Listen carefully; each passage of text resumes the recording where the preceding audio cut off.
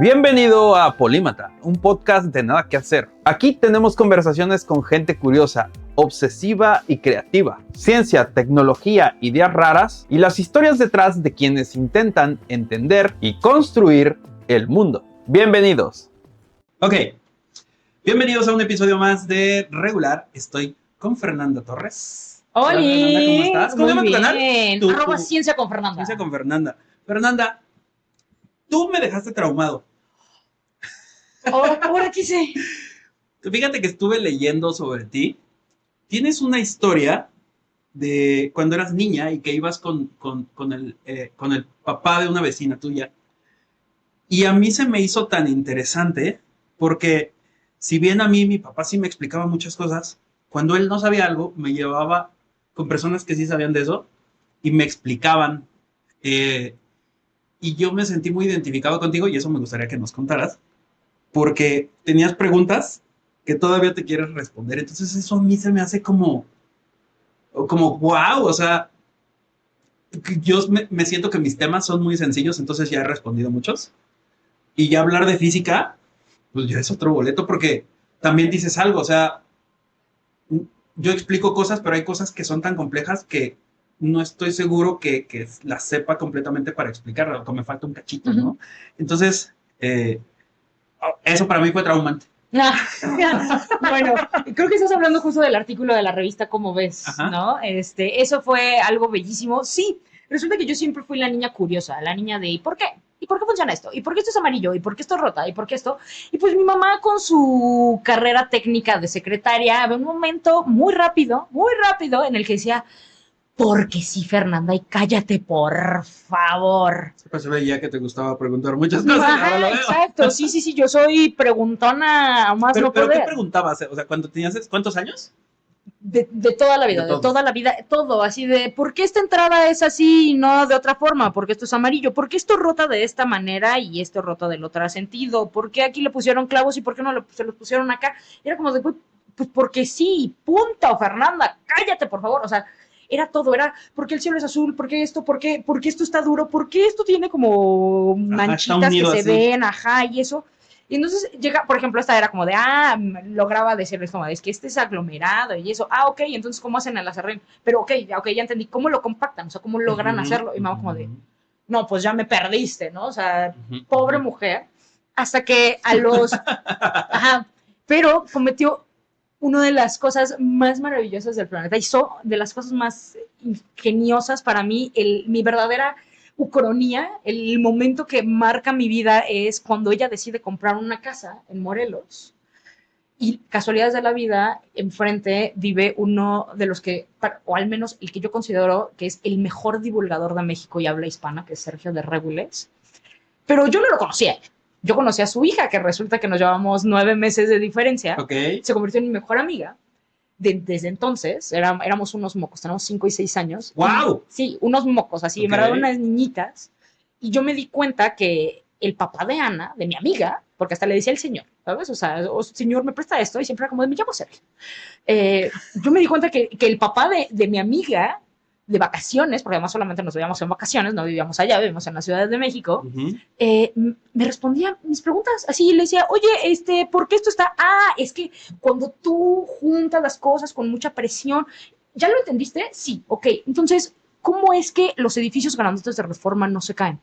Y me tenía así de, piensa, tiene que ver con lo que te acabo de explicar. Entonces me aventaba yo o mis vacaciones enteras o los lapsos entre vacaciones pensando en las preguntas que me había hecho Sergio, cómo le hacía para responderlos. Y recuerdo perfecto que fueron vacaciones de Semana Santa cuando yo tenía 9 años, que yo dije, le tengo que preguntar cómo es que sabe todo, cómo es que me explica por qué el cielo es azul, por qué puedo ver la otra parte de la luna, por qué hay manchas esto, me hablaba de estrellas, me hablaba de todo. Era impresionante que me pudiera hablar de todo y yo le dije, ¿por qué puede responder todas mis dudas? Y muy físicos de su parte, su respuesta es, porque soy físico y a eso me dedico. Los físicos nos dedicamos a estudiar el universo y todo lo que compone a él y explicarlo.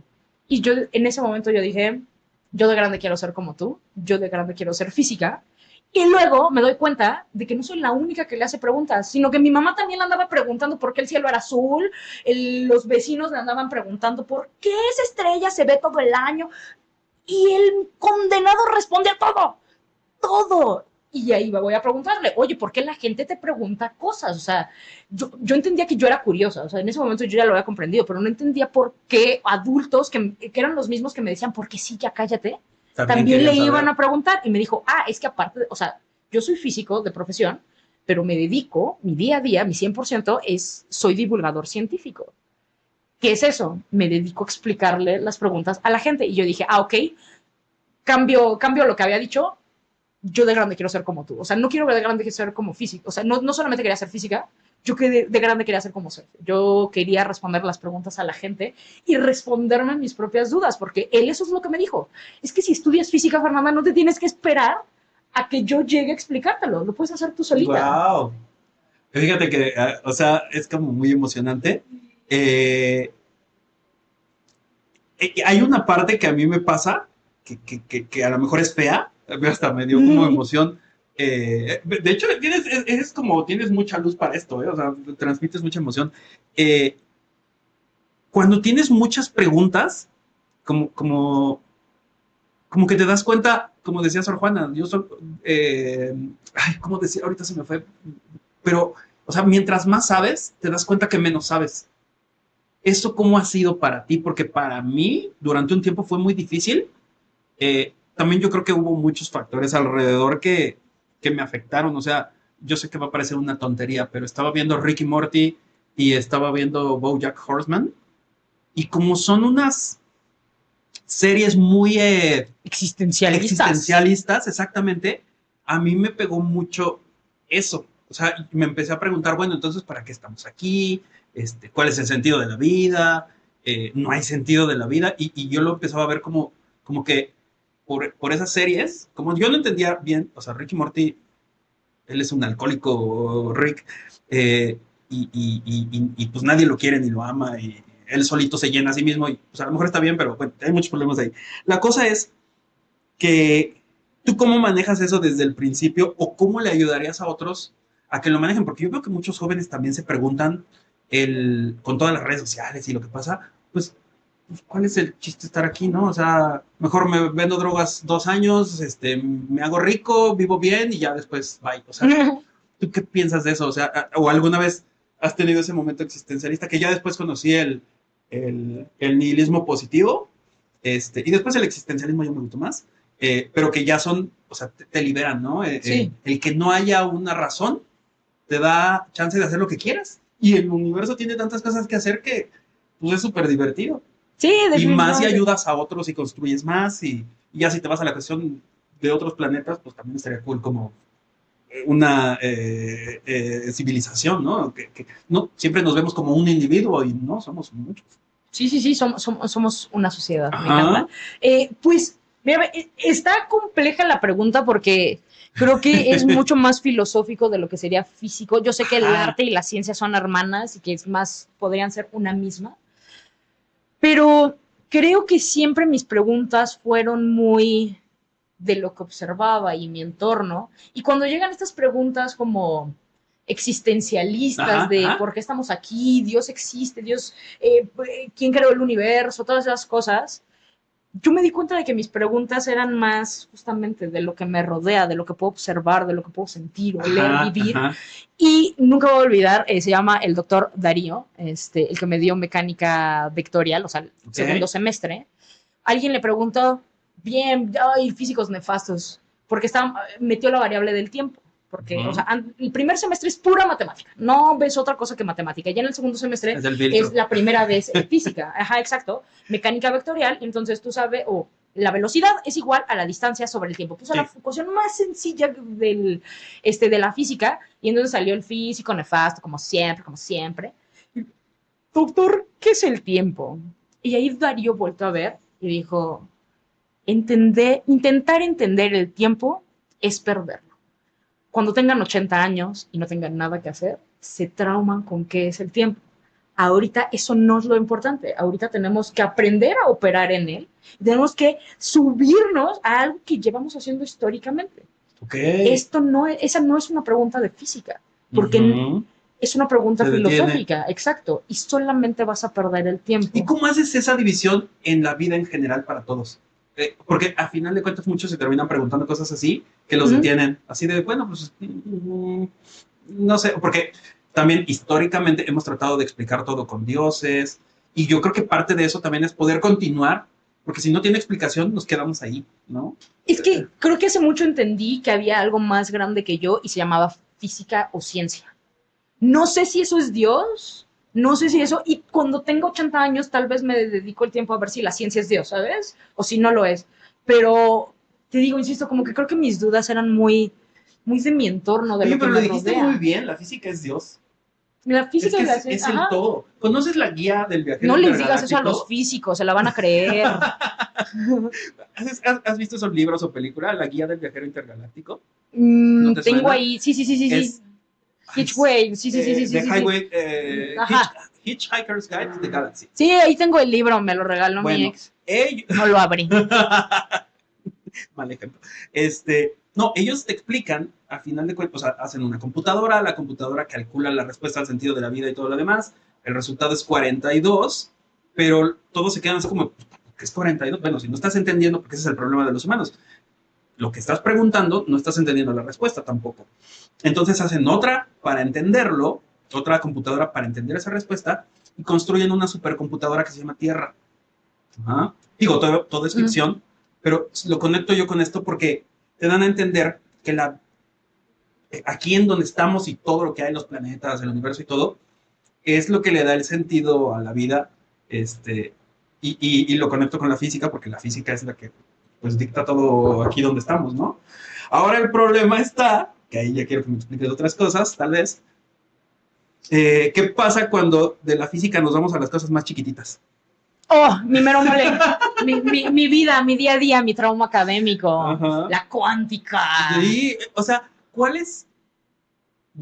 A mí me llama mucho la atención la física cuántica, pero como no tengo esas tablas de conocimiento abajo, no la entiendo. Entonces, antes de irnos para allá, creo que mi primer pregunta para ti como física sería, ¿cómo le explicarías a alguien qué es la gravedad? Porque la gente primero piensan, o sea, y lo podemos preguntar, vayan abajo y comenten, o sea, a todos les enseñaron que la gravedad es una fuerza. Ajá. Pero en realidad es una deformación del espacio y el tiempo, ¿no? Ajá, es una consecuencia geométrica desde un punto de vista de la relatividad, o es la fuerza de atracción entre los cuerpos. Exacto. Okay. Pero ¿cómo puedes tú explicarle a eso a alguien que vive en esta tierra y que a simple vista la ve plana? O sea, no te estoy diciendo que se lo expliques a los terraplanistas, sino que tú a un niño que tiene a lo mejor un poquito más de conocimiento, ¿cómo le dices, esta cosa tiene tanta masa y está en un lugar que es como una malla? O sea, ¿cómo explicarías eso para decir, puta, ¿por qué es una bola y yo me estoy pegando a ella si yo veo que si esto lo giro, salgo volando? O sea, porque eso también tiene que ver con tamaño, no es lo mismo que la física cuántica, pero ¿cómo le haces para explicar algo así? O sea, eso es algo con lo que yo he peleado mucho, que incluso a mí me cuesta trabajo. No sé si conozcas, ya hablé mucho, pero a Michael Stevens de Vsauce, es un canal de divulgación. Él tiene un video mucho que se llama, muy interesante, que se llama ¿Hacia dónde es arriba? O ¿Hacia dónde es abajo? Y es un video que dura como 20 minutos. Y a mí se me hace la explicación más sencilla que ha habido de cómo funciona la gravedad. Pero yo siento que tú tienes algo que yo quiero conocer. O sea, tú explicas las cosas también, que a lo mejor tú puedes ayudarme con eso. La gravedad, o sea, es que primero iniciaste con algo chiquito y eso. No, ahorita nos vamos para allá, o sea, ahorita nos vamos a la física cuántica, pero la parte de la gravedad. La gravedad, sí, porque son cosas diferentes, no se confunden. Sí. No. La gravedad todavía no tenemos ni idea de qué es. Ajá. No tenemos ni idea. No hay una teoría que pero no es una fuerza. Explicar. Es que yo no, o sea, a ver, yo utilizo la ley de la gravitación universal de Newton, y no solo yo, la NASA, o sea, todas las misiones. Por ejemplo, eso estuvo muy bonito. ¿Quién piloteó la nave de Artemis 2? Ahorita que acabamos de regresar a orbitar la Luna. ¿Quién piloteó la nave? Pues los que hicieron los cálculos para lanzarlo en Isaac Newton. ese lado, ¿no? Isaac Newton. Yo te entendí. Bueno, Isaac Newton la ley hizo de la eso. gravitación La ley universal, de ¿no? la gravitación universal de Newton. O sea, ya si lo queremos ver, pero dudo mucho que el niño sea consciente de que existen supercúmulos de galaxias que como para meterle y ponerme a dudar, o sea, ponerle a hablar de una malla espacio-temporal, que eso, no, Entonces, ¿por qué me quieren explicar eso en la primaria? no. Dudosísimo que en la ¿En la primaria te secundaria dónde nos lo explican? enseñen. En la secundaria es la primera vez que tú ves física y te platican de la ley de la gravitación universal, o sea, la ecuación, o sea, esa sí la ves con Newton, fuerza es igual a la constante de gravedad por la multiplicación de las masas entre la distancia al cuadrado. Eso lo ves y eso haces miles de problemas en la secundaria. Y te medio platican la relatividad. Relatividad se ve hasta la universidad. No, dudo. Es que la relatividad. Sí, dudo mucho que te pusieran a hacer coeficientes de Christopher. Pero no. Pero me explicaban, o sea, yo recuerdo mucho, muy claro, que me explicaban que las estaciones, digo, creo que ya lo corrigieron en los libros, pero en mis tiempos te explicaban que las estaciones sucedían porque como estábamos alrededor del Sol, nos alejábamos y nos acercábamos al Sol. Pero también es porque estamos inclinados 23 grados y medio y entonces en el hemisferio norte es invierno y en el sur es verano. Pero eso es ley de Kepler. O sea, pero eso ese era solo un antes de absoluto. Ajá, o sea, eso era como nos lo explicaban. Y era así como que nunca me explicaron que la Tierra está inclinada y que no en todo el mundo es el mismo clima porque pues estamos más cerquita del Sol y más alejados. Entonces, digo, ya me estoy yendo. Porque eso no tiene que ver con gravedad. O sea, eso... O sea, a ver, sí, porque es lo que va a dictar la forma y la estructura que tenemos, pero eso se resuelve, o sea, no te tienes que ir a ¿ves cómo estoy bien perdido? Sacados por eso necesito que me ayudes a corregirme. O sea, todo inicia, todo este rollo inicia con el inicio de la revolución científica, es decir, con Copérnico por ahí del principio de 1500, si no me equivoco, los 1500, en donde Copérnico era mi rey de nuestra época, o como también lo podemos, un nepo baby. Me gusta más el término nepo baby. Okay. Copérnico era un hombre rico, sus amigos eran los grandes catedral, dime quién oficial, ya entendieron ustedes también. Obispos, o sea, gran gente de la religión, o sea, porque estamos hablando de la Edad Media. Él era amigo del Papa y él en un jueguito de pedas, y en lugar de beer pong, en ese momento no existía el beer pong, y entonces Nicolás Copérnico decide hacer, ¿y si pongo al Sol en el centro del universo, qué va a pasar? Es un juego, es como si yo me pongo a imaginar qué pasaría si lanzo una piedra de la Torre Latinoamérica, y te pones a imaginar cuáles son las consecuencias, ¿no? Eso hizo en papelito. Y entonces cuando lo terminó dijo, ¡ay, qué bonito! Siguiendo los mismos principios de cómo explicaban que la Tierra era el centro del universo y se movían los planetas alrededor. Eso es la teoría de Ptolomeo, que es con los griegos, en donde lo que hacía este hombre era hacer círculos en círculos en círculos en círculos en círculos, como un reloj, y así explicaba los movimientos estelares. Y Copérnico hizo exactamente lo mismo. Puso al Sol en el centro, todo era circular, y entonces círculos concéntricos, y le salía la explicación. Y entonces se dio cuenta de eso, y era un juego de peda, insisto. Él llegaba, o sea, era la peda en su casa, porque era un nepo baby, él era el anfitrión, y le decía, no mames, güey, lo que acabo de hacer. No. Pero él sabía que era un juego. ¿Por qué? Porque él era un astrónomo aficionado. Es decir, él tenía la capacidad, como la gente que le gusta la cuántica, pero no se dedica a la mecánica cuántica, no es físico, y entonces que se pueden aventurar a pensar ciertas cosas. ¿Por qué? Porque, a ver, yo ni en drogas duras me aventaría a decir que fuerza no es igual a masa por aceleración. ¿Por qué? Porque me aventé 4 años y medio de mi vida analizando eso y estudiándolo como para que yo de suerte diga, ¿y qué tal si no es así? Pero alguien que no es físico sí puede decir, ¿y si la fuerza es otra cosa? ¿Y es otra manera? Y entonces eso es lo que hizo Nicolás Copérnico. Un astrónomo aficionado se aventuró a decir, y si no funciona así, ningún astrónomo de la época de profesión lo hubiera hecho. ¿Por qué? Porque se aventó toda su vida estudiando cómo acomodar los círculos. Nicolás no, entonces era su juego de peda y todos sus amigos le decían, güey, públicalo, está bien chingón, públicalo, está bien chingón. Nunca lo quiso publicar y lo publican sus amigos después de muerto, Nicolás, y era un juego de peda, insisto, y se aventó 100 años, así, el libro un buen rato. Creo que Nicolás, le estoy mintiendo, era de los 1400, porque se aventó un muy buen rato en donde la gente como que Sí. es un libro X, o sea, iba dedicado al Papa, ahí se los encargo, o sea, Eso está sí, buenísimo. o sea, no, Ok. la iglesia no tenía ningún problema.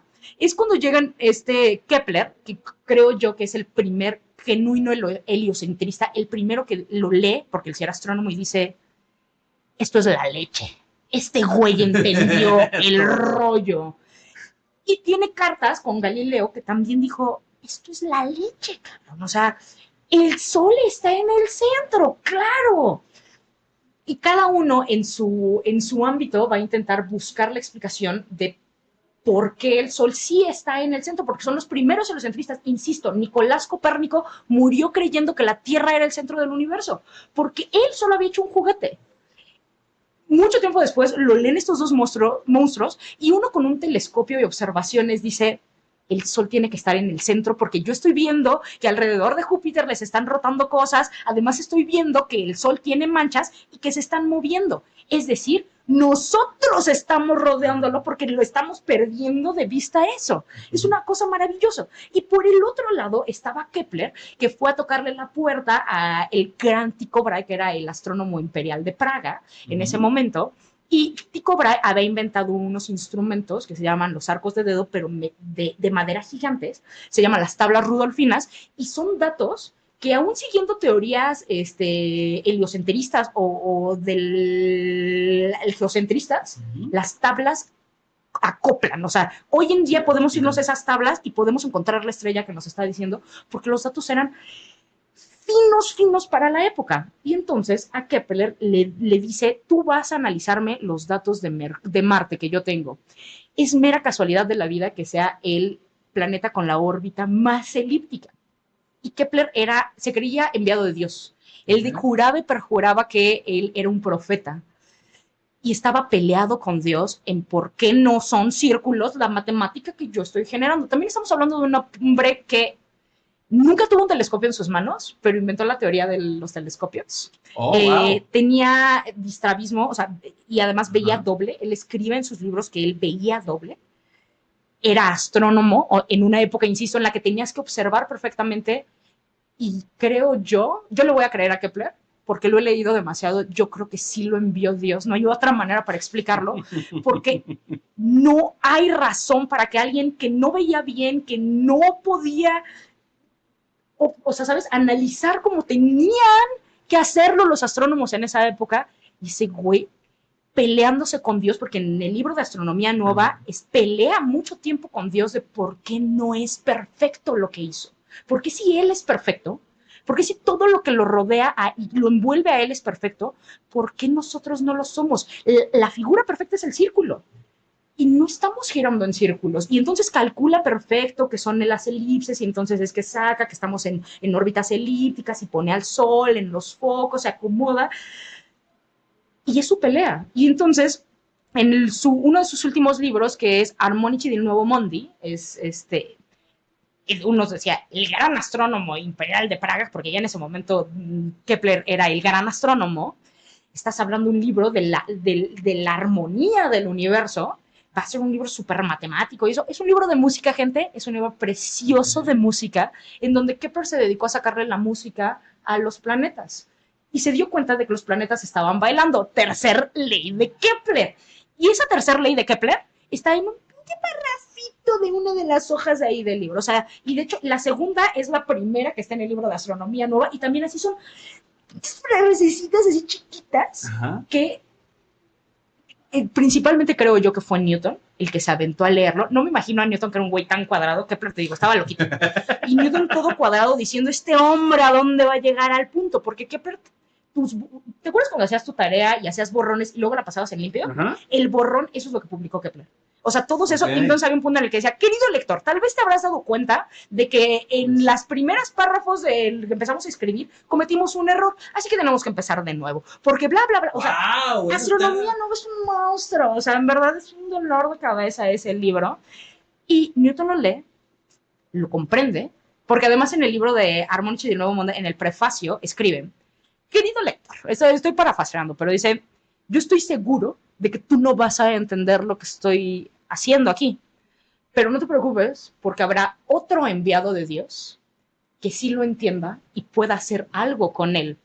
Creo yo que puede ser casualidad o puede ser lo que dijo Kepler, porque se cree, o en esas épocas se creía, en 1642, que los niños que nacían en Navidad eran enviados de Dios. ¿Quién nació en Navidad y entendió a Kepler? Isaac Newton. Sí, sí. Por eso yo decido creerle a Kepler. O sea, yo activamente siempre estoy diciendo que no creo en Dios, pero creo en Kepler. Y si Kepler me dice que él era un enviado de Dios, entonces por transitividad existe. Porque yo le creo a Kepler. Porque es un hombre que entendió cómo funcionaban las cosas. Al leerlo Newton y también todas las observaciones y matemática de mecánica que había hecho Galileo, logra poder generar lo que hoy le llamamos ciencia. Antes de Newton, la ciencia se dedicaba a describir. ¿Qué hizo Kepler? ¿Qué hizo Galileo? Observaban cosas, describían, ponían, y ya. Todos los biólogos, la zootecnia, toda la ciencia. Si alguien se atreve a encontrar o encuentra algo antes de Newton que sea descriptivo, por favor, cuéntemelo. Yo no lo he encontrado. Solamente describíamos. Después de Newton, podemos predecir. Oye, la primera vez. Eso me trae otra pregunta que... ¿En qué momento entonces se forma el método científico? El método científico es con Galileo, con el libro de Il Saggiatore. Si no lo han leído, léanlo, es una chulada. Lo escribió en italiano el hombre, es una obra de teatro. Bueno, no, ese sí es un articulito, la obra de teatro es diálogos, en donde se está peleando, o sea, quiere refutar a un jesuita, a un cura jesuita, porque él está argumentando que los cometas son enormes bolas de hielo que circundan el sistema solar, porque otro cura jesuita de años antes había dicho que probablemente sea por eso. No sé si escucharon eso o sepan qué son los cometas. Lo que dijo el cura jesuita era verdad. O sea, sí son bolas de hielo que están circundando el sistema solar. Pero Galileo lo dice, lo lee y dice, es una babosada lo que acabas de decir, porque te estás basando en que alguien más lo dijo. Y gente, eso no es ciencia. Y entonces es un libro precioso en donde argumenta que los cometas estaba equivocado. Sí, Galileo claro. Está completamente errado porque él decía que eran efectos en la atmósfera. O sea, era una marihuana todo lo que estaba inventando, nada que ver con lo que realmente son los cometas, pero explica algo fundamental. No me puedo basar en lo que alguien más dijo.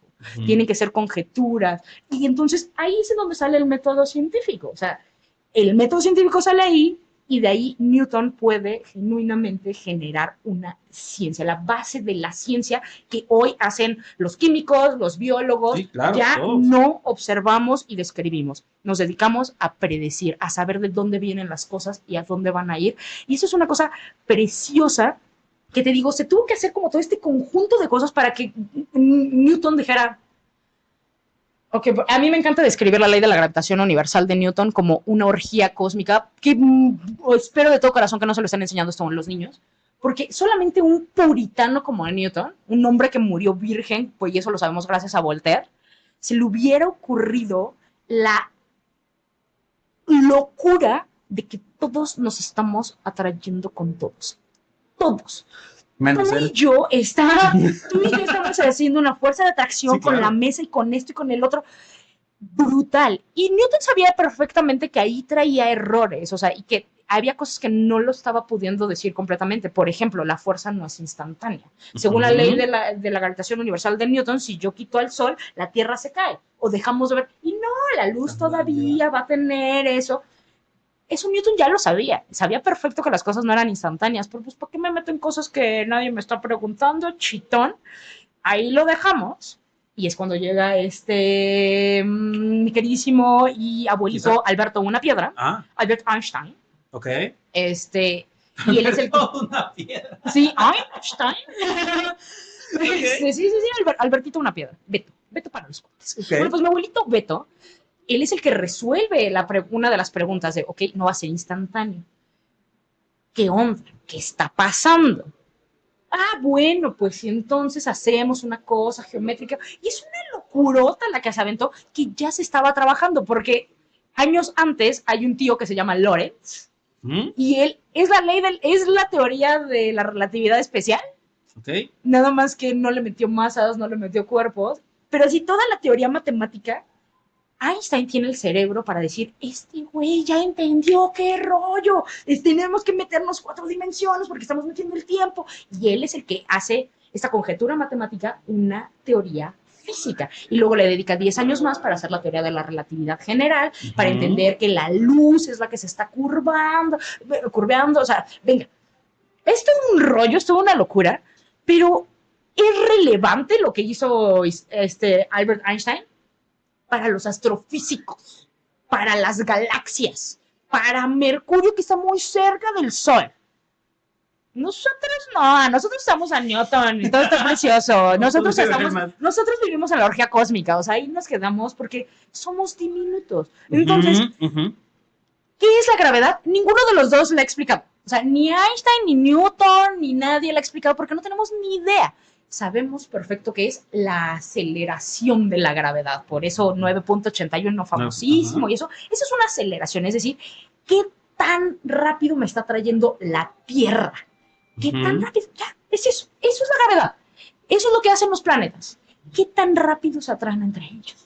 Punto. No nos metamos a más cosas, no nos metamos a locuras. Okay. Y sí, la gravedad tiene cosas bien curiosas, por ejemplo, como el círculo o la esfera es la figura perfecta, ya lo acabamos de hablar con Kepler. Entonces, ¿eso qué significa? ¿O a qué nos referimos con perfecto? Que en todos los puntos estamos sintiendo la misma fuerza de atracción y por eso todos los objetos estelares son esferas. O eventualmente van a tender a una esfera. Cuando los astronautas sueltan líquidos, se hace una ¿por qué? Porque literalmente es el punto geométrico, la figura geométrica en el que aseguro que todos los puntos están sintiendo la misma atracción. Y ya. Y entonces por eso la gente de Argentina no está de cabeza, ¿no? O sea, está sintiendo la misma atracción gravitacional. No veían desde allá los aviones de cabeza, arriba y abajo. Ay, sí, ¿verdad, gente? Exacto, o sea, es una locura las teorías de la física. Eso me trajo una pregunta súper extraña. O sea, tú eres física y yo te entiendo, pero ¿hay alguna teoría de conspiración que tú digas, no está tan mal? La teoría de cuerdas. No es... No, eso es ya querer explicar algo que ya mero, pero no. Bueno, les falta mucho, pero... Sí, no sé cuando puedan acceder a 11 dimensiones lo platican. Así al nivel más abajo. Ay, soy hater de las teorías de conspiración. Pero debe de haber una... Mira, por ejemplo, física. ¿Entiendes? Los planetas, las distancias, la inmensidad del universo. Entonces, hay un personaje que ahorita se me olvidó el nombre, ahorita me acuerdo, que nos dice que sí hay vida allá afuera, solo que hay algunas cosas, no. Es la paradoja de Fermi. La paradoja de Fermi, justamente, de que no lo vamos a poder encontrar, bla, bla, bla.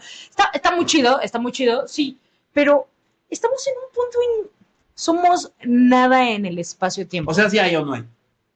Es que a ver, ningún físico se atrevería. No estoy diciendo que haya verdes. No, a ver, creo que ningún físico se aventuraría a decir, somos la única vida porque hemos encontrado un montonal de bacterias. O sea, claramente no somos los únicos. ¿Por qué? Porque hay bacterias y seres vivos, lo que nosotros ya denominamos seres vivos, y ya los hemos encontrado. O sea, ya están en el mar. No importa, prefieren preguntarle de qué color es la corbata del presidente. De ahí, ok. Entonces, vida en otro... Por supuesto, está plagado todo el universo. ¿Por qué? Porque el universo está plagado de agua y porque hay un montón de cosas. Vida inteligente que nosotros nos vayamos a encontrar.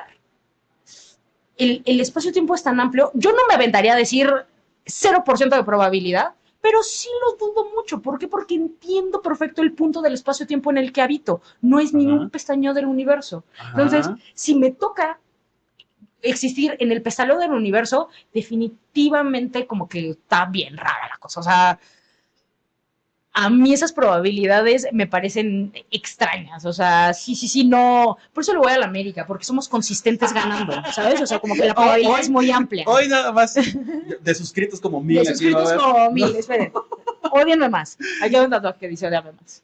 No, y veo, o sea, me encanta que tienes un tatuaje de un alien. No. Miren,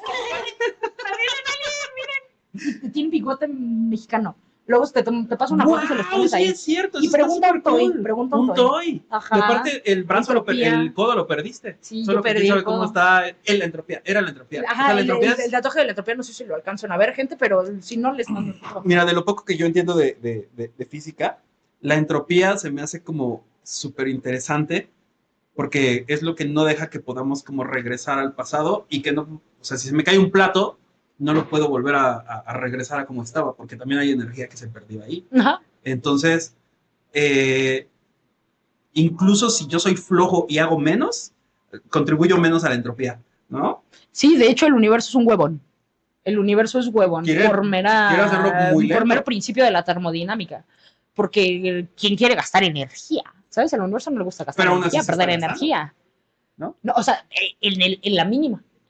Siempre el universo va a tender a gastar la mínima energía posible. Y nada más, o sea, yo sé que nos hablan mucho de que la entropía es caos.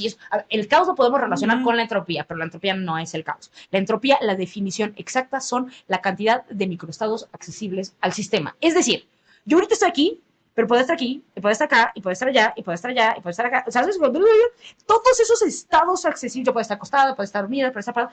Todo eso es todo lo que puedo hacer y a dónde puedo ir. Eso es la entropía. Es literalmente todo lo que no, o sea, todo, ¿sabes? Lo que estamos dejando de lado por seguir un punto, una línea en el espacio-tiempo.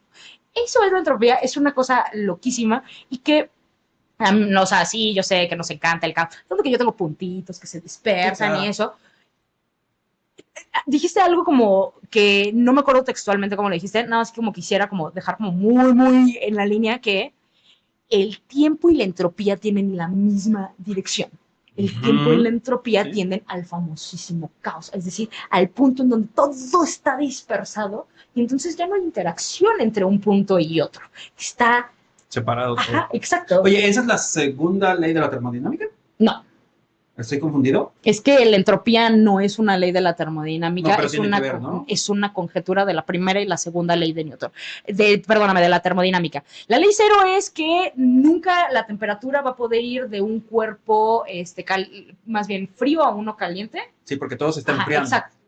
Sí, o sea, el caliente le va a ceder calor al frío. ¿No? Para que se nivelen, pero nunca va a ser al revés. O sea, uno no se va a hacer más, o sea, frío, no, eso no pasa. La segunda ley de la termodinámica es un postulado, de hecho, nada más como fun fact, no existen las leyes de la termodinámica, son postulados, y eso lo propone tanto Clausius como Kelvin, y es que no existe una máquina perfecta o que todo sistema que genere algo va a tener pérdidas. Esa es la segunda ley de la termodinámica o el postulado de la termodinámica, y ahora, entendiendo que la primera ley es que la energía es el trabajo por el calor, o sea, lo que se hace de trabajo y lo que se pierde de calor, eso es la energía, y que todo proceso tiene que tener pérdidas. Esa conjetura de esas dos, ese es donde nos lleva a la entropía. La entropía no es la segunda ley, es o sea, la segunda ley es que no existe máquina perfecta, siempre se va a perder algo, y eso no necesariamente es la entropía, una vez más. Entonces, es una conjetura, es un rollote, o sea, la verdad es que es un rollote. Preferiría que nos aventáramos mejor un podcast de termodinámica. Si solo termodinámica, yo le estoy dedicando mi vida a la termodinámica, ¿sabes? O sea, por tus nubes. No, bueno, eventualmente voy a estudiar las nubes, eventualmente voy a hacer que mi asesora publique un artículo relacionado con agua en la atmósfera, pero ahorita yo me dedico al hielo amorfo. Yo estudio estado sólido, por eso me dedico a la cuántica, porque hago simulaciones computacionales, y con las simulaciones computacionales altero la estructura de cristales a niveles moleculares. Del agua. Ajá, exacto. Cristal. ¿Pero por qué? ¿Porque el agua es muy extraña? Es que el agua es una... O sea, perdón, ya iba a ser una grosería. Ok, hace un mes y medio encontraron la estructura número 22 del agua, porque resulta que el agua es polimórfica y poliamórfica, es decir, en una misma región termodinámica, o sea, en una misma región en donde de presión, temperatura, volumen, potencial, todas las variables termodinámicas que le podamos meter, podemos encontrar diferentes estructuras. El agua se acomoda de maneras diferentes. Es una locura. Es el diagrama de fases más horroroso que hay en el planeta. Y yo en específico me dedico a bajísimas temperaturas. O sea, mis resultados son a 6 Kelvin, es decir, a menos 270 grados Celsius, gente. Ahí ando trabajando. Y a presiones entre la atmósfera y el mismísimo infierno.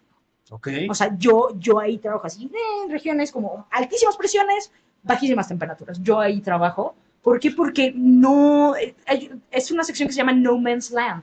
Nadie tiene ni idea de qué está pasando ahí en el agua. Oye, o sea, tú no es que yo lo vaya a entender. O sea, tú tienes equipo físico para comprimir, congelar. No, yo por eso te contaba que hago simulación computacional. Yo hago, yo.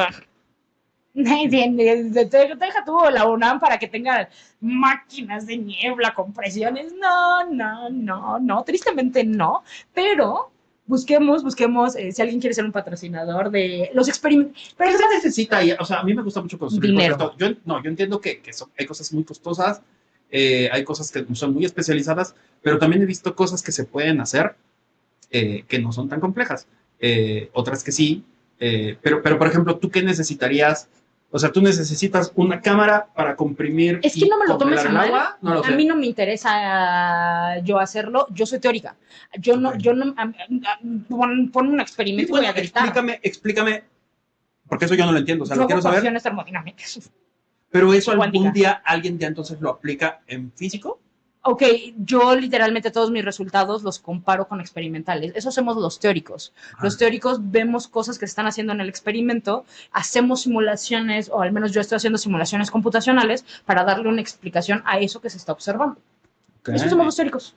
Entonces yo me dedico al que la computadora arrastre moléculas y haga datos. Oye, ya sé que va a estar medio chisi la pregunta, pero aquí ¿cómo te ayuda la inteligencia artificial? O sea, ¿en eso te ayuda en algo? Ok, por ejemplo, en mi grupo de trabajo, si ves esto, Isaías, te queremos mucho, es el postdoc, pero además es el postdoc que también es mi confidente emocional, me ayuda en la escuela, me ayuda en mi trabajo, es un fregón y además es sumamente inteligente y un gran apasionado de la docencia, entonces es un privilegio para mí tenerlo en el mismo cubículo, yo habito su cubículo, Y recuérdame la pregunta, porque me desvío un poco hablando de Isaías. Que tú... ay, me quedé pensando en lo del cubículo. Y también ya se me fue la pregunta, porque estaba ya pensando en otra. En otra, perdóname. Estamos atorados en un dilema. Estamos atorados. No, la pregunta es... Sí, estábamos hablando de que tú eres teórica. Ajá. Y... la inteligencia artificial, ¿cómo te ayuda? Isaías es el físico computacional del grupo y él hace machine learning para crear amorfos. Te digo que yo lo que hago es quitarle la estructura a los cristales. Él está haciendo un programa de machine learning, ya lo hizo, ya lo publicó, o sea, ya está, de cómo hacerle para romperlo. Pero yo, un modelo OpenAI, no me sirve a mí. Porque además, insisto, yo hago simulaciones, entonces mis datos podría utilizarlo, pero realmente ¿para qué me meto inteligencia artificial? Para entrenarla tal vez y que me genere eventualmente mis amorfos, pero no, me sirve más como poder computacional para analizar los datos. O sea, oye, ¿y en México qué poder computacional tenemos? ¿Tenemos algo bueno? Tenemos Mistly, tenemos la supercomputadora Mistly, la quiero mucho. Ya casi me registro. ¿Tú te conectas a ella? No, yo trabajo con los servidores que tiene el equipo de trabajo de mi asesora y ese grupo. O sea, es brutal el poder computacional que tiene, considerando lo que podemos tener aquí en México, ¿no? O sea, claramente. Pero es muy bueno, yo ahí hago, y además yo trabajo con 160 moléculas. La cosa más loca que hice fue con 660 moléculas y se tardó 2 meses en terminar mi simulación. Pero estamos hablando de que eso no es ni un octavo de la cabeza de un alfiler. O sea, es más, ni un 16avo, ni un 32avo, ni un 252avo de cabeza de alfiler. Entonces, yo trabajo nada. Ahí está otra cosa que le decía a Arelis. El problema de la educación es la magnitud. Explícate. Fíjate, a ti te explican, oye, es que la galaxia mide 100 millones de años luz. 100 millones, ¿quién? 100 millones, una taza de arena tiene 100 millones. Pues es poquito, ¿no? Oye, amigo, fui a los árboles gigantes en en los Redwood Forest y miden 300 metros de altura y 18 metros de ancho. Mira la foto. Y pues tú lo ves como un árbol. Entonces, yo siempre he pensado que el problema de la educación es... no nos enseñan. No nos enseñan a entender la magnitud de las cosas. No nos enseñan, o dicho de otra forma, no nos enseñan a tener eso que ahora nos hace falta mucho, bueno, le hace falta mucho a las generaciones a cuestionarse, ay, se me fue esa palabra, sí, o sea, cuestionar y tratar de entender lo que se les está diciendo para que no les vean la cara. Entonces, para mí ese es el mayor problema y creo que la física lo podría explicar muy bien porque cuando hicieron ese video de vamos a entender de qué tamaño es el sistema solar. Entonces, si el Sol estuviera en el Zócalo, sería como de ese tamaño. Y el siguiente planeta está hasta Coajimalpa, ¿no? Y es como del tamaño de un balón. Entonces, yo siento que esas cosas a personas muy jóvenes les podría servir para entender como la magnitud de las cosas. Sí, por supuesto, pues ahí están los libros de la escuela que siempre te acomodaban, estaba el sol gigante y todos los planetas aquí acomodados. Esto te lo juntan en una hoja, pero es que también entiendes, si nosotros nos lo ponen en un libro, aunque pongan un punto del sol, para llegar a Neptuno tenemos que hacer un libro kilométrico. Sí. Entonces, entiendo ese problema, ¿sabes? O sea, entiendo la conjetura, pero también no voy a hacer un libro kilométrico para ponerle puntos que ni siquiera va a poder distinguir, ¿sabes? O sea, porque las distancias son monstruosas, porque el universo es impresionantemente grande y ahí es cuando entra el rollo de la relatividad y de eso, porque si a la luz le toma años llegar a la estrella más cerca que tenemos y millones de años en llegar a la galaxia más cerca, pues entonces, insisto, nosotros somos nada, sí, claro. O sea, nada. Y a mí eso, más que traumarme... No, eso está bonito. Me encanta, pero eso, por ejemplo, o sea, y lo decía porque a mí en comentarios me llega mucho el de...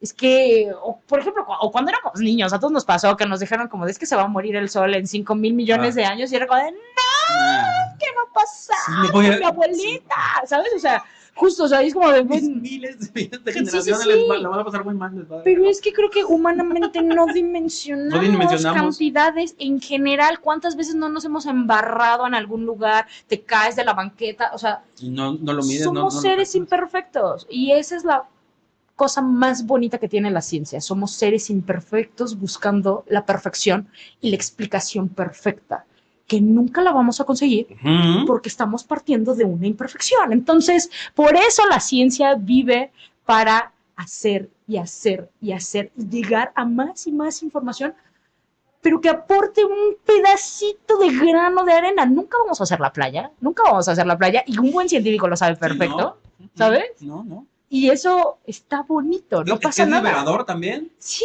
o sea, no pasa nada. O sea, a ver, yo no voy a entender cómo funciona el agua, yo no voy a entender cómo funciona la molécula del agua, no voy a darle la explicación de cómo existe la carga, la generación de carga atmosférica. No lo voy a hacer, yo no voy a explicar cómo es que existen los hielos acomodados en plan, porque, ok, nada más fun fact, todas estas lunas y que nos hablan de que tienen agua, o en general cuando encuentran agua en el universo, y eso nos lo dicen, es un hielo amorfo a lo que yo me dedico. Es un hielo amorfo de baja densidad. Eso yo me dedico. Y yo no le voy a dar la explicación a por qué existe tal cosa, porque yo solamente estoy estudiando una sección que se va a tener que sumar con otras personas y tal vez en 100 años alguien logra sumar todo, claro.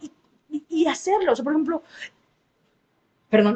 actualmente en la ciencia tenemos esta parte, o nos exigen que tenemos que producir en masa. O sea, los SNI más grandes es porque tienen una cierta cantidad de artículos mucho más grandes. No es que tengan 2 artículos joya anuales. Con 2 artículos magistrales no tienes el más alto grado de SNI. Ahorita nos están pidiendo producir. Pero también estamos hablando de una ciencia, y a mí me parece, eso lo hablaba hace poco con Isaías, es prostituir a la ciencia. ¿Por qué? Porque las cosas más bellas que han pasado en la ciencia son un artículo, una cosita. O sea, el entendimiento genuino de los materiales sale de unos artículos así, y que 20 años después, 10 años después, se quedaron publicados sin una sola cita. ¿Por qué?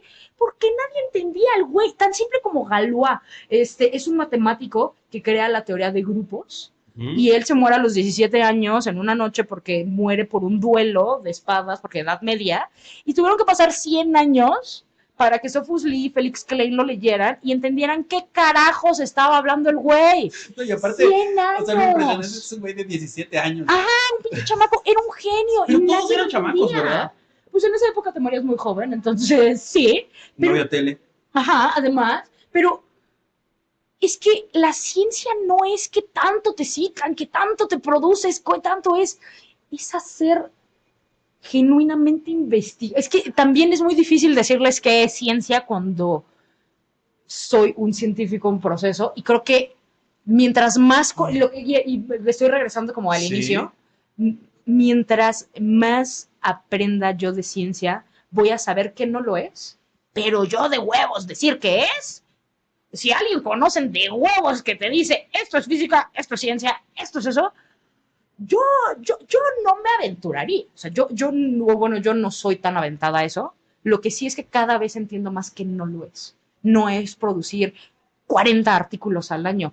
A ver, bueno, pero es que explícame es un todos, sistema, cabrón. que hicimos los humanos para producir dinero. Es una asquerosidad. Y eso sí te puedo afirmar que eso no es la ciencia. Porque Newton, de los 20 de la universidad a los 25 es que escribe de ciencia, y de ahí hasta los 81 que muere, solamente escribió de teología. No necesitaba hacer más ciencia. Ya nos había explicado la óptica, el espacio, el movimiento de los cuerpos. ¿Qué más tenía que hacer ese güey? Nada. Y entonces vamos a decir que es un mal científico porque nada más escribió 5 libros de ciencia. O sea, no escribió 5, pero esto escribió de ciencia, y podemos llenar este cuarto de lo que escribió de religión porque él era teólogo. Y entonces alguien se aventuraría a decirme que Isaac Newton era un mal científico porque nada más escribió eso. Actualmente la ciencia consideraría a Isaac Newton un pésimo científico. Pésimo. Sí. Entonces... Pero entonces ahí ya como esa es mi existencia del saber, ¿sabes? O sea, lo que me estabas preguntando, a mí genuinamente no me afecta el de dónde venimos, a dónde vamos, eso. A mí me preocupa más el qué es lo que estamos haciendo y por qué lo estamos haciendo en mi mundo, en mi área. O sea, ¿no sientes que eso está un poco, o ya está corrupto? Ah, sí. Porque ahora voy a publicar para que me paguen y generar dinero y ya. Pero ¿cómo le haces para ahora quitarte esas cositas o esas piedras o esos bloques que ya hay y que te escuchen? O sea, buena pregunta, tenemos que averiguarlo. O sea, por ejemplo, yo tengo una prima que es artista y ella me decía, bueno, es que yo no sé si ahorita me voy a hacer famosa y voy a vender cuadros o hasta que me muera. Entonces yo creo que con los físicos pasa lo mismo. O sea, porque a lo mejor lo que tú escribes, como lo dices, ¿no? A lo mejor en 10 años a alguien le va a servir porque ya lo va a entender. Muchísimo. Yo le aviento más. O sea, si nosotros lo hubiéramos preguntado, esto es algo nefasto de Isaac Newton. Bueno, también ese güey era nefasto. De Albert Einstein. Un periodista le pregunta que si... Isaac Newton era nefasto, ¿verdad? Sí, Einstein también.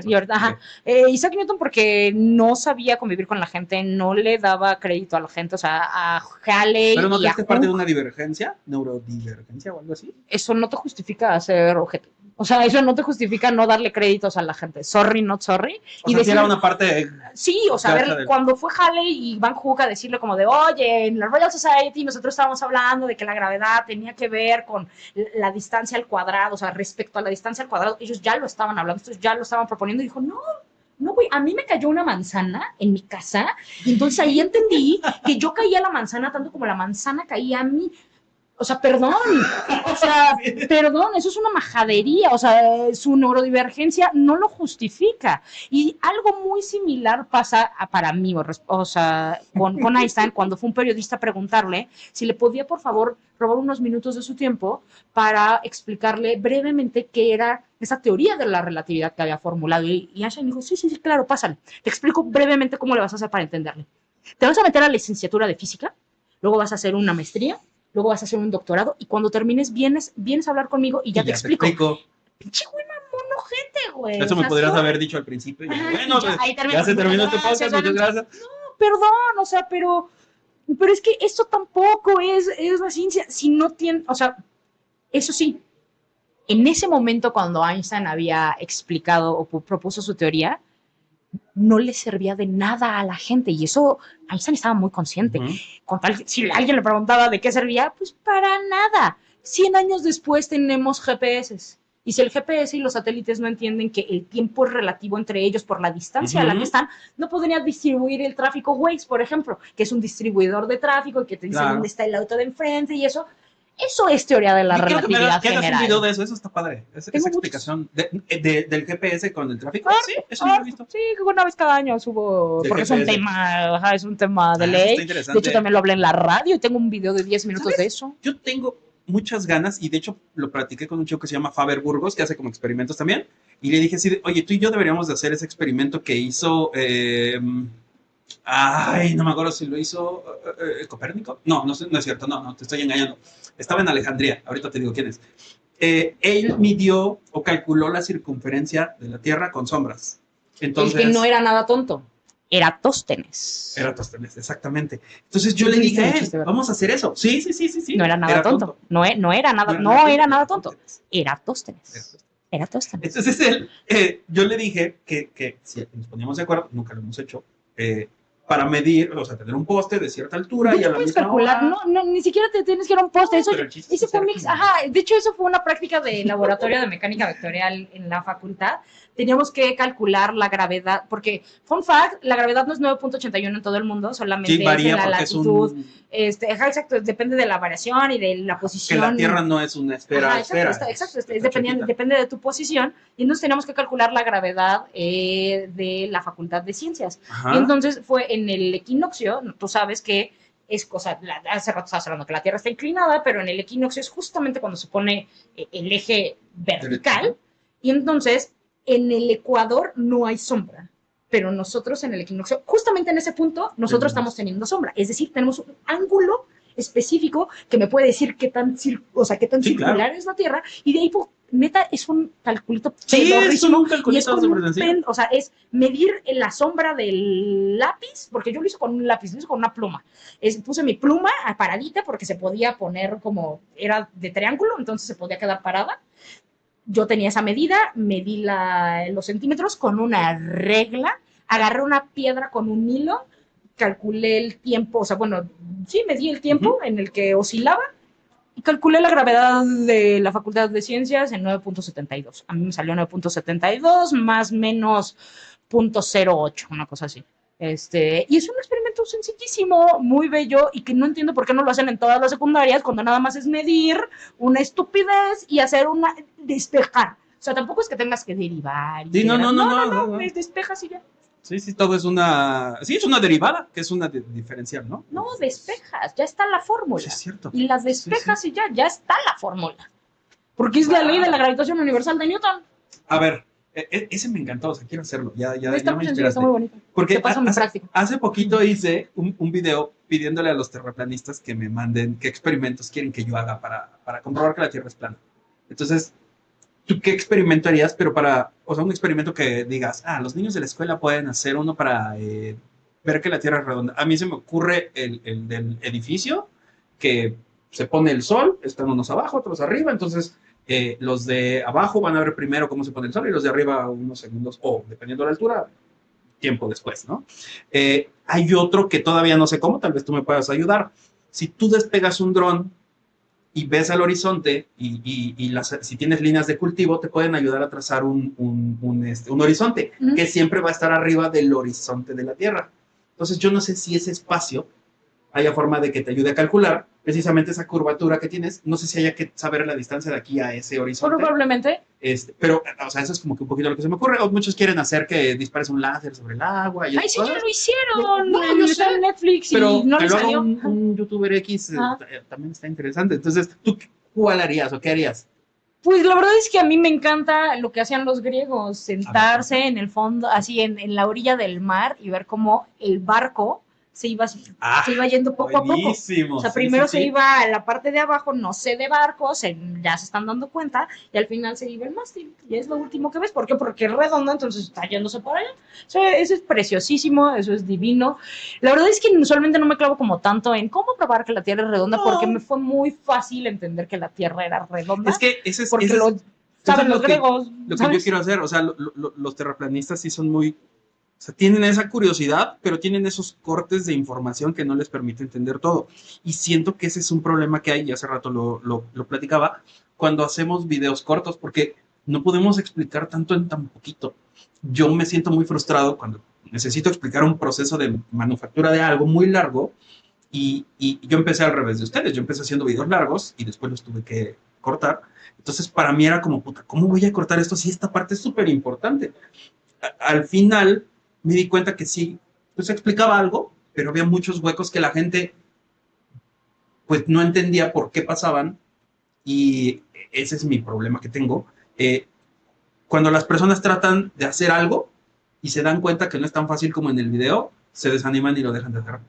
Entonces ese es el problema que yo veo a la hora de hacer los videos, pero no sé cómo contrarrestar. ¿Hago más? ¿Hago menos? ¿Tú qué harías? Ok, es que, o sea, me es una pregunta interesante, porque mi intención genuinamente en los videos nunca es hacer físicos, ¿no? O sea, no es hacer físicos. Yo tengo canas impresionantes. ¿Tienes canas de dónde? Uy, al rato me las mando. Me traumé. Lango lo ha contado un amigo mío, prof. Langolier, que es físico matemático de Zacatenco. Lo ha contado, la carrera casi le cuesta la vida. Es muy pesado, el ambiente es horrible. Mi intención no es que sean físicos. Si hay algún físico, venga, denle, es padrísimo, me la paso bomba.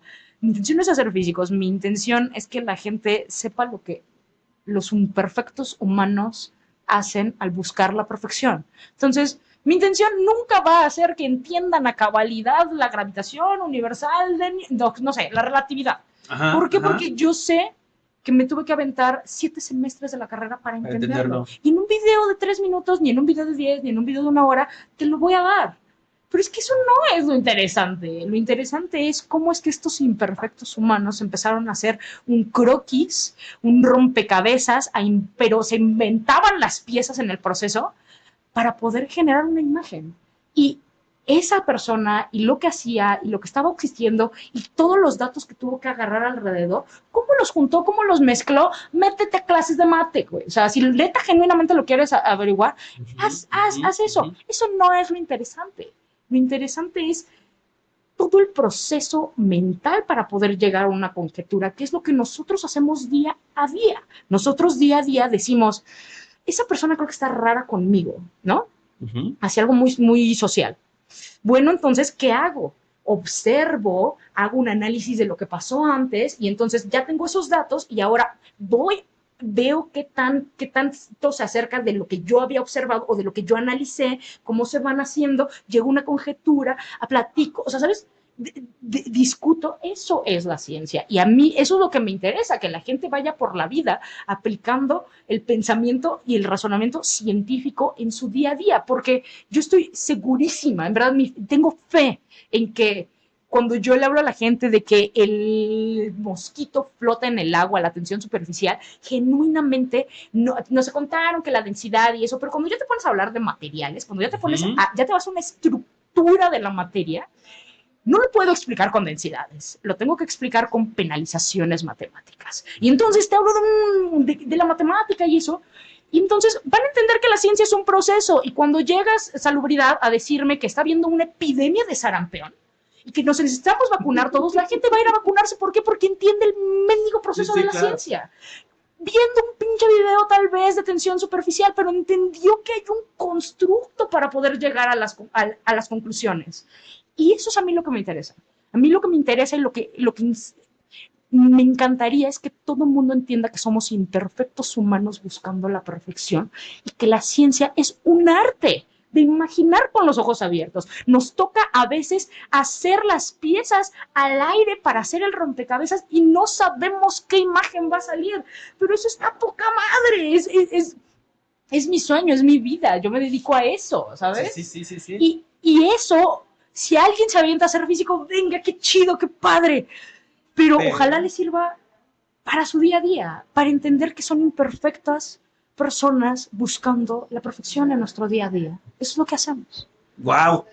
Yo, no sé, ya vamos para terminar, pero creo que he aprendido mucho contigo hoy.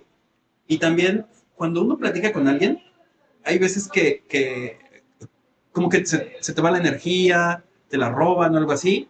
Y yo creo que eres muy joven, hace rato ya preguntamos la edad, ustedes no pueden saber. Pero yo creo que ya me regresaste como unos 3 para atrás. Y yo te lo agradezco mucho. En vivo eres más impresionante que en videos. O sea, me parece importantísimo lo que haces. Y muy bueno, o sea, no sé, estoy emocionado, ¿sabes? Eres muy buena. Yo creo que, o sea, no sé, nos Es que hacía sale falta del algo amor. así.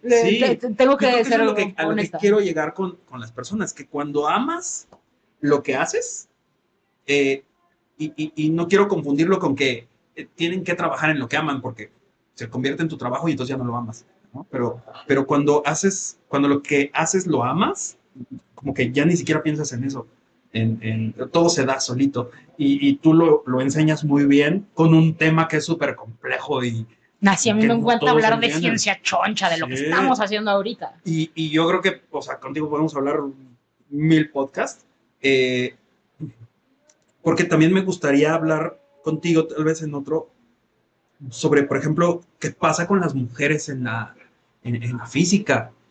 Porque si hay, o sea, a mí me parece importante mencionar que sí hay muchas mujeres en la física importantes, porque muchos piensan que son hombres, pero yo siento que en la física hay muchísimas mujeres relevantes y en las matemáticas, pero sí somos contadas. En mi grupo de trabajo somos 17 y somos 3 mujeres no, ya somos 4. Llegó Evelyn de Servicio Social.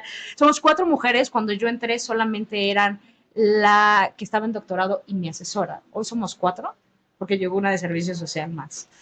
Somos muy poquitas, en un grupo de 17, uno de los grupos más grandes del instituto. Entonces sí, es un tema yo creo que buenísimo. está súper bien porque tú atraes también a más mujeres. De hecho, o sea, yo le pedí a Toledo que me ayudara con personas para entrevistar y resultó que la mayoría son mujeres, o sea, son 7 de 8.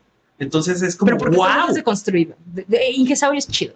Sí, es chido, pero ya hay más mujeres. O sea, por estadística, se supone que antes, como a las mujeres no les interesaba tanto esto, me debieron de haber llegado más hombres, pero como ya está sucediendo ese cambio, o sea... Sí, ya sucedió. Yo creo que de hace 2, 3 generaciones atrás. Y lo que yo quiero que vean es que las mujeres que hacen esto son unas chingonas. O sea, no sé, yo soy su fan. Son increíbles porque no son temas sencillos. Yo siento que se necesita una mujer, a lo mejor voy a sonar, no sé si machista o feminista, pero porque las mujeres son muy metódicas, muy organizadas, y a veces a los hombres esa parte... Hay un artículo científico de Nature que lo explica. Eso. O sea, yo sí siento que es de nuestra evolución, de nuestra ser, y las mujeres tienen... O sea, esta mujer que hizo todos los cálculos para los vuelos del Apolo, que los hizo a mano y tiene su librote así, es así como, sí, o sea, yo siento que no lo pudo haber hecho un hombre, porque un hombre no tiene ese control, yo nunca he conocido un hombre que sea el hombre de los pulmones de colores. Como dato, yo sí conozco varios. ¿En serio? Sí, por supuesto, porque genuinamente no tiene que ver con género. No tiene que ver, o sea, la ciencia... Creo que lo estoy exagerando a que tengan ese orden y esa pulcritud. No te quería contar como un chisme antes para cerrar, y es que Richard Feynman entendió eso. Entendió que las mujeres éramos metódicas. Y entonces, para analizar los datos y para hacer eso, tenía una sala en donde solamente aceptaba trabajadoras mujeres, porque eran las únicas que le daban los resultados como él quería, como él estaba buscando, sin errores. Entonces, neuronalmente no sé, ¿sabes? Yo no soy neurocientífica, no sé qué tanto el cerebro de los hombres y de las mujeres. Soy muy no binaria en mi existencia, entonces, un género fluido, viva. Entonces, no me aventaría yo a decir como de, bueno, es que porque soy mujer soy metódica o porque fluyo soy un desastre, sino que la ciencia la hacemos personas imperfectas. Exacto. Insisto. Y cada vez... porque vivo en la Ciudad de México también, o sea, también vivo en la Ciudad de México, estoy en la Universidad de la Nación, ¿no? Yo compartí clases usualmente, por ejemplo, todos los de física, todos los que llevamos a la Facultad de Ciencias, éramos los mejores en mate y físicas de nuestra escuela, y te encuentras en una facultad con los mejores de mate y física de la nación. y de los que tienen acceso a poder ir a estudiar a la universidad, ¿vale? Entonces, a esa en específico. Entonces, lo que yo me di cuenta es que mi generación, al principio sí éramos la mitad, pero muchos terminan yéndose a mates aplicadas y eso, y al final de la carrera éramos nada. Hoy en el posgrado entraron 40 en mi generación, somos 7 mujeres o 9, una cosa así.